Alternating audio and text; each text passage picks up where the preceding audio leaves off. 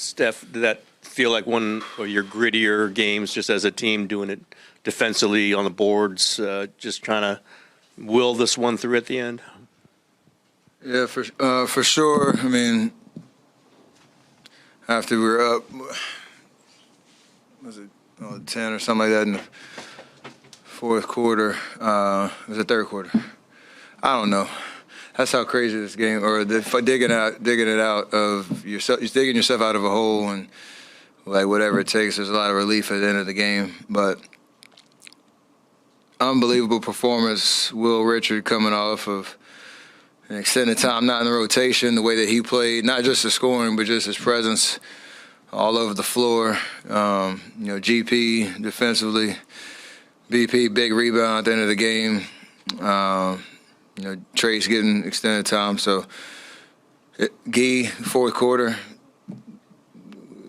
just getting his number called and being ready. It's not ideal. You want to, continue to find that consistency, but the idea of, everybody being ready to play is huge because you're still, in a fight to get some momentum this year. How would you describe the emotions, facing an early deficit and then Draymond gets tossed, knowing that you're going to have to play the rest of the game without him? Yeah, it's tough because we were energized at the beginning of the game, knowing this is a good opportunity to bounce back. It was a weird, choppy, physical game in the first quarter, and it spilled into the second.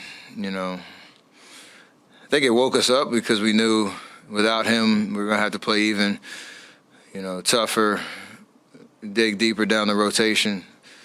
I think everybody was kind of on alert and try to have his back. Along those lines, Steph, what was the discussion like at halftime, just on keeping the poise and without Draymond, just everybody doing a little bit more? Honestly, it wasn't that much talk other than normal, like X's and O's, just the idea of what we saw out there on the court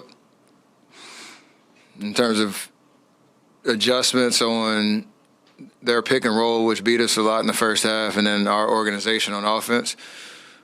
They still played a lot of pressure, on the ball defense, and we struggled at times with it. Got bailed out by a couple, Jimmy buckets and some loose ball plays. So we can be even better. We all know that.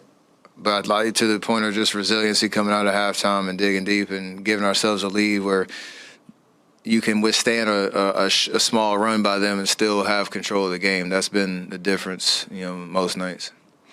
How important does this just kind of stretch of games coming up feel like for you guys, especially as you try to, make a move here a little bit? It's important because it's the now. I think we've had a couple of those little windows where you can look at either a homestand or 3 games in 12 days or something like that. However you frame it, it's, between now and All-Star break is kind of like the moving window of the season where you position yourself either on a run to, look ahead in the standings or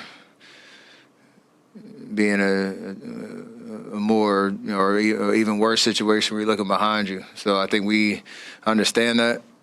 We don't want to look too far ahead, though, and just focus on Orlando and what we need to do to beat that team. I like that idea of just taking it one game at a time because we don't have any other choice with the way that we've been playing.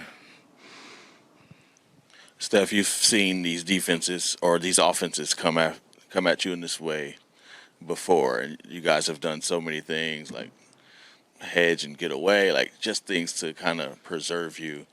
Looks like tonight there was none of that. It was just you and Devin Booker when the switch happens. Is that you saying like just we got to be better at point of attack, so it just starts with you? And is there any kind of toll from the offensive end, which you have in the guard like one of the best scorers in the game down the stretch? No, I'm used to it, and you give up a little bit of size. Yeah, my goal is to not give up any blowbys, and if they want to, he's an unbelievable scorer, so, but you make him work, so that 38, he feels it too, which is kind of crazy to say because it's 38, but it's, if I'm in those, situations, just make him, take 2 or 3 dribbles, a tough 2, we'll be able to live with that. There was only, I think, one time I fouled him and gave him an and one, which slows the game down. But if he's scoring in the mid-range and you're making him work for it, that plays in our hands because we can keep the game moving. It does take a toll offensively because you're working, but I like the challenge because it kind of reminds you of like playoff type, experiences where you got to really do both for however long you're out there at a really high level, and there's no shortcuts around it. You got to take the challenge. Throughout the meat of the game, yeah, because you don't want to be scrambling around, relying on crazy rotations. So if I'm on the ball, I got to be able to, again, not give up blow-bys, not give up pull-up threes, just make them work for tough contested twos. So if they make them or not, he gets paid a lot of money to score. So you got to live with some of it. Steph, you guys gave up 44 in the first they were shooting incredible, 70 and 60% from three. How do you guys settle in after that first quarter and kind of lock back in? How do you and the rest of the team do that? The adjustment is physicality on the ball. I think to Marcus's question, we were doing the opposite of what I just said. We were giving up straight line drives, straight bullet passes to the weak side, and they were just teeing off threes, or they were just walking from the three-point line to the basket and getting layups. Any team that gets threes and layups that are open or easy, and there's no resistance, that's the best type of basketball for the opponent. So we talked about that at the end of the timeout. Try to get a little bit more physical on the ball, be on the rotations earlier, and then over the course of the game, you make them take the shots that you want them to take, and you have to live with them. Thanks, Steph. What have you seen from Jimmy the last couple games? You had 31 the other night, 25 tonight. It seems like you guys have been a little bit more intentional about featuring him offensively. Just what have you seen from him? It's the same Jimmy, but just a little bit more emphasis on looking for a shot. And that also goes with our spacing around him to give him the ability to attack matchups or be able to see the floor and the reads and the gaps so he can take advantage. He's unbelievable when he gets under control and he can get to where he wants to go. But if there's chaos around him and spacing's not right and there's no outlets and they're able to key in on him, it makes his job harder, and that's what we're trying to do, or trying to change in terms of making his job a lot easier. So he'll tell you he's playing the exact same way, but he is looking to score more because we're able to get organized around him. I haven't had a chance to ask you about the rotation where you're now starting the second and fourth and you're getting the break in the middle. We know that hasn't been your traditional rotation, but you've switched back and forth. You good with this? Is there maybe some advantage in your mind for you to get these kind of minutes? We've had this probably 6 or 7 times since Steve's been our coach, 6 or 7 different years where certain points of the season you switch it up because the numbers say you kind of need to have a different look in terms of rotation. So it's a conversation, and whatever it is, as long as I'm not surprised in game and I know, where my runs are, I can get my mind ready for whatever. We've had a couple of times in the past where kind of it was a surprise, and those are the games where you get a little frustrated. But we're locked in on a communication and understanding of the why behind certain changes like that. And we had a lot of lulls end of quarter, end of second or first and third, start of second and fourth, and just trying to switch it up a little bit. Don't be surprised if it goes back at some point, just because that's how the season goes. Steph, we know obviously everything changes defensively when Draymond's not on the floor. What changes the most for you guys offensively when he's not out there? We run the same sets.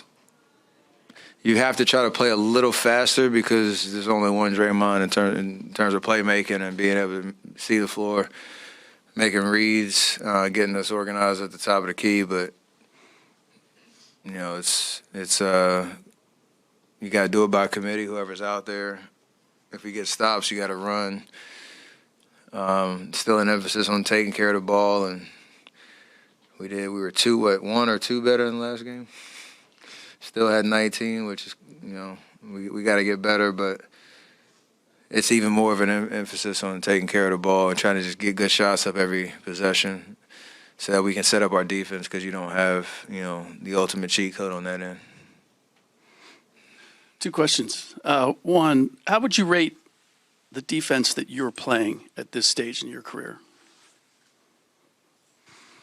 I'm trying to do my job. I don't know how to rate it, but from the time we started making these runs, you look around the court and you try to take your pick of the matchup that you want. They're obviously coming at me, to try to get mismatches or, favorable, isolation situations and all that type of stuff. I do love that challenge because I'm able to use my brain a lot more, being in the right spot, knowing I don't have to run around crazy because I can be one step ahead in my positioning so that, you're able to, cut drives off. And again, it's just 2 or 3 dribbles. Can you make them change direction and take a tough 2? It's the NBA. Got to score, so it's going to happen. But as long as I can do that and I can help my teammates and then they can help me, if there is, a tough drive to the lane, you got somebody pulling over. So it's all gamesmanship at the end of the day, and you got to be able to, step up to those possessions and do your job. The second one, you had, when you were taking the last 2 free throws, you had this little smile on your face. And I don't know if it was something you were thinking or it was something that somebody said. No, that's more mental warfare for me to just enjoy the moment. If anybody tells you at any stage of the career, I don't care how many free throws you've made, when you need 2 of them, you do get nervous. So the smile is more to kind of embrace the moment and enjoy it instead of overthinking or worrying about mechanics or anything. So I've been doing that a lot lately, like last couple years. Just playing mind games with myself and enjoying the moment. Obviously, that first quarter was not ideal for you guys, especially defensively. Obviously, Draymond gets thrown out, so things could obviously change no matter what. What changed for your guys to play the defense that they did down, for the rest of the game? Yeah, the game settled down for us, after the first quarter. I mean, they came out, lights out, shooting. We made a few mistakes and, gave them, some open looks. And then we buckled down defensively. The middle quarters were fantastic defense. And then, they broke free a little bit at the end, but we were able to hold them off. Steve, you talked a lot this year about the importance of crashing, about being active on the boards. The bench had 12 offensive rebounds alone, and I think it was a team 26 second-chance points. Do you feel like you guys have really made progress or improvement in that aspect of the game? We have, yeah. The last few weeks we've made good progress in terms of, getting our offensive rebounds going, the crashing, which helps the transition defense. And then, tonight was really fun to watch Gary and Guy. And, Guy doesn't play the first 3 quarters and then has a great 6 minutes. He's a perfect bench guy. He brings energy, makes big plays. And obviously Will, putting him back in the rotation, wonderful to see him play the way he did. He was fantastic. I was going to ask, what did you think of Trace Jackson-Davis's performance? Trace did a good job. He's played really well the last couple of weeks. Just defensively, he's a force out there. And I just thought the whole bench really came in, did a great job. Steve, obviously at this stage, any win feels good, but winning a clutch game, is that a little bit more satisfying because you guys have struggled in those games? Yeah, for sure. We've lost a bunch of close games. Some of them, the breaks haven't gone our way. The other night, the air ball from Brooks goes off the side of the backboard, and tough call. And the one in Philly, same thing, air ball.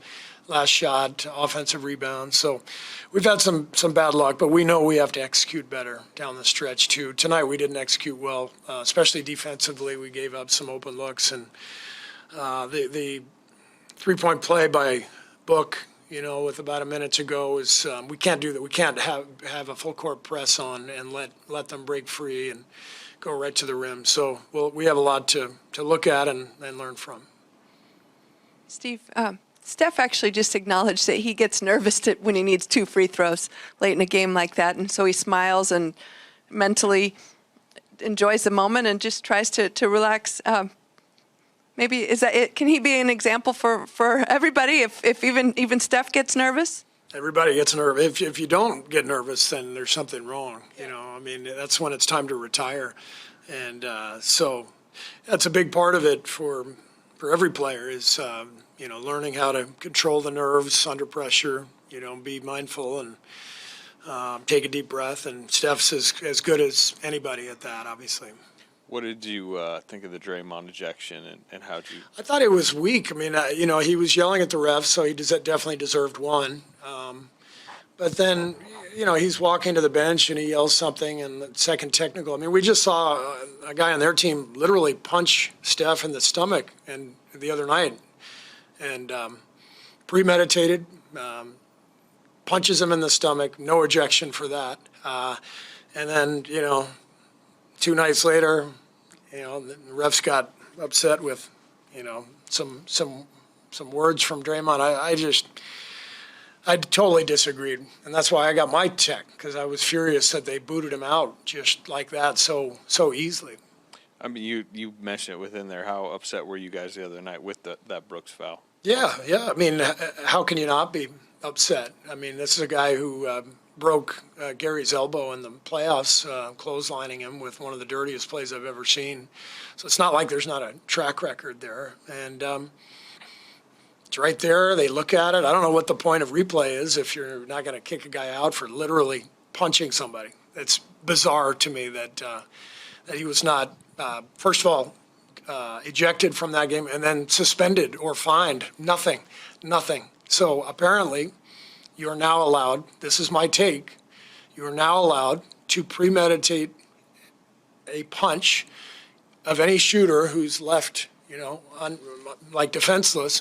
You can now take a swing at him and know you're just going to get a flagrant one. So I don't know, maybe we'll do that. But probably not. Speaking of Brooks, he got that third foul right before halftime. Did that kind of change any of your strategy going forward? I thought that was a him? key play of the game. He fouls Steph on the 3, and then we get the rebound, and we end up with 4 points, and felt way better at halftime. So that was a huge play. Did you try and target him on defense, knowing that he is in foul trouble, to try and maybe get him out? Brooks? Yeah. No, we weren't targeting him. He's a good defender. We were trying to spread the floor, get their fives, and pick and roll. And I thought Iguodaro did a really good job of staying in front. Steph made a couple tough shots over him, but they're a tough team. I have a lot of respect for Phoenix for the way they're competing this year. Jordan is doing a great job with them, and Brooks is a guy who he gets under your skin, but he's a really good player, and he brings an attitude, to a team, and so I'm very impressed with what they're doing. Steve, just to follow up real quickly, did you guys talk to anybody at the league office about the Brooks foul the other night? Yeah. What was the explanation? No comment. Yeah, that's private. Yeah. Specific to Draymond, when he leaves the game, what do you think changes the most offensively when he's not on the floor? What changes the most? Well, we spread the floor a little bit, with QP when he's at the 5 and Jimmy's at the 4, so we start isolating more with Jimmy, and we miss Draymond's pick and roll game with Steph, the dribble handoff, all the stuff that they do. So it changes the game. But we've adapted pretty well this year. When Dre has missed games, our guys have settled in and done some good things offensively. Tonight was the first time since Buddy became a Warrior that he registered a DNP. Yeah. Was that a premeditated decision, or was the Well, way I Will played? replaced him in the rotation with Will. I told him beforehand I feel terrible. He had a streak of 199 games in a row, and it's one of the longest streaks in the league. And one of the things I love about Buddy, he's there for you every single night, and he's the greatest teammate ever, and just an amazing spirit and key part of our team. And it felt terrible not to play him, but I sat Will the last 5-6 games, and we needed to get him back out there, and you could see why. But his time will come back around. It always does. He's got the right attitude. He's going to keep working, getting shots up, and I know things will work out for him.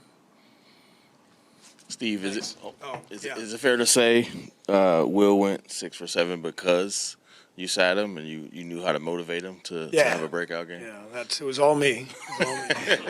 You've talked about, like, you're playing a lot of guys, and over the course of the year, like, that's part of it. When do you say during the season we got to get this down to, like, the guys, the 9-10 guys? As soon as you're comfortable with two-way lineups, the ability to have lineups out there that can defend and score, and you're able to put together those lineups throughout the game for 48 minutes, then that's when you can say, all right, we're playing these 9 guys or these 10 guys, whatever it is. We haven't found that yet, and that's why you're seeing all the mix and matching. We've got some overlap with some players. I feel comfortable playing any of them, as you can tell, but I would feel more comfortable if we got to a regular set rotation. But I'm hoping that we can get there here, the next couple weeks. But I'm also aware that when we get there, you guys are going to be asking me about the 4 players who didn't play and why they didn't play. So that's what's the benefit of what you guys do. You just, whatever happens, just, ask questions. That's right. 16, we go back to Chaser to Fitzibuki, who's standing by with Will Richard. So, Will Richard, how do you stay ready and come off the bench on fire with 20 tonight? Yeah, this is what it's all about, being ready when your name is called. I knew I just wanted to go out there and make the most of the opportunity and help my team win the game. What's your mentality on the boards? Because you had 5 rebounds. You had a big offensive rebound where you just cut through the defense, seeing no one's really boxing out. Are you just having fun when it comes to someone shooting and you getting offensive rebounds? Yeah, just staying aggressive. The margin of error in NBA games is so little, so those little plays mean a lot. How about the margin of error with your follow right before halftime? You think the Warriors needed those 2 points? Oh, for sure. Just trying to make those little energy plays that help us win in the game. Now, you keep talking about energy, too. Is that kind of what you pride yourself on? You think about the three-point shooting, making shots here and there, but just being consistent with your energy. How tough is that for you? Is that a natural thing? For sure, it's natural. I want to help this organization win as much as possible, so I know my job is to come in here and give some energy and effort and just help us win. The home crowd in that fourth quarter, Phoenix coming back, you're holding them off. Steph and Jimmy are making plays, you're making plays. What's it like to have everybody rise up the last minute or so and bring it home? Yeah, that's what it's all about. We love playing at home because we know our fans are going to be behind us, so that's what it's all about for us. How tough is it when you're dealing with a guy like Devin Booker who was hot in that game? What were the conversations like where you're trying to figure out, do we double team, do we stay home? What are the discussions like there? Yeah, he's tough. He's a great player, so you just got to make it as hard as possible on him and just contest. And you can live with some of those because they're tough shots. Well, we appreciate you stopping. Get ready for Orlando on Monday. Yes, sir, appreciate you. You won a game, right? And you got off the losing streak. But do you feel like, what is it going to take to right the ship? Because this team has been there before, and the answer was to get you. So what's the answer now with you? Continue to play basketball the right way. I'm a firm believer in that. We play hard, we play for one another, and we're gonna be just fine. It's not as bad as it looks. It's a couple possessions here and there, a couple turnovers here and there, but that's just a game. That's been our season thus far. What has been most wrong lately? What's been most wrong? Yeah, what was maybe fixed a little bit at least? I just don't think that we've all been on the same page, playing for one another. And that's not a bad thing. I think I respect that everybody wants to be great, but I think tonight we realized what it's going to take to win. And honestly, I think we were all on the same page and how bad we wanted to win this one after, the ending of the game in Phoenix. I think we came to a certain conclusion that, we all got to be in this thing together. We win them and we lose them, but we damn sure don't let nobody mess with her. What do you think the biggest difference has been for you the last couple of games offensively? We got the ball more, if we're being brutally honest, so I was able to attack. And that was it. Shoot the ball when I'm open, as always, passing when I'm not, as always, and just about to success. Has the spacing been better around you the last couple of games? I think so. But even when it's not, I still think there's ways I can get people the ball, I can get into the actions. That's on me to do that more often than not. But I think we're moving in the right direction. Get it earlier in the shot clock, basically, kind of thing. What? For you to get the ball earlier in the shot clock, maybe more options. Don't matter when, I just feel like if I'm in an option, even if I don't get the ball, I feel like the defense has to react. Maybe not as much as they got to react with Steph, but maybe they got to react a little bit. Everybody in this locker room hates to lose. I know you hate to lose. Damn right. So losing those 3 games, what did it do to you mentally just to get back into what you want to get to? Not much, because we already know what the problem was.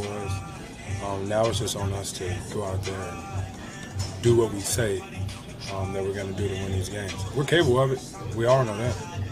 You mentioned some disappointment with Dylan Brooks not getting ejected last game for punching Steph, not getting suspended. I saw there was a bump you had with him. You kind of gave him the ball back pretty hard. Were you trying to make a point to him in this game? I don't need to make a point. Dre got ejected early, so we had to keep everybody in the game. So, no, we're good. What determines how aggressive you're going to be to score? When I got the ball, and I got a good look at the hoop, I take that. They come and help, I have to pass it. It's just the way that I was taught to play basketball, and I will always play basketball. What do you think of that foul the other night by Dylan? Oh, man, how many nights ago was that? Don't worry about it. 2 nights ago. Okay.